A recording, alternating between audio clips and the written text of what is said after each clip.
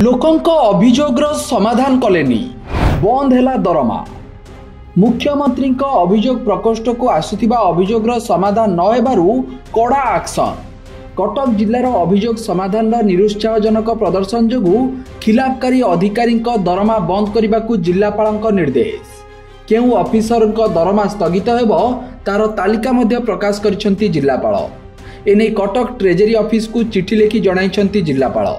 जनशुणाणी रे आसुथिबा अभियोगर समाधान हेउनथिबारु CDMO BDO तहसीलदार समेत 36 अधिकारी नवेम्बर मासर दरमा बंद करने को निर्देश देइछंती जिलापाल।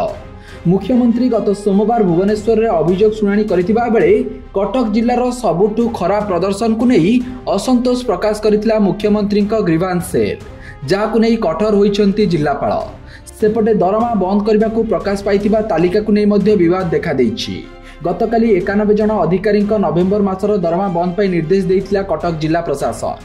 हेले 12 घंटा भितरे से निर्देशनामा बदली जाइछि एवं संशोधित तालिकारु बाद पड़िछंती वरिष्ठ प्रशासनिक अधिकारी माने।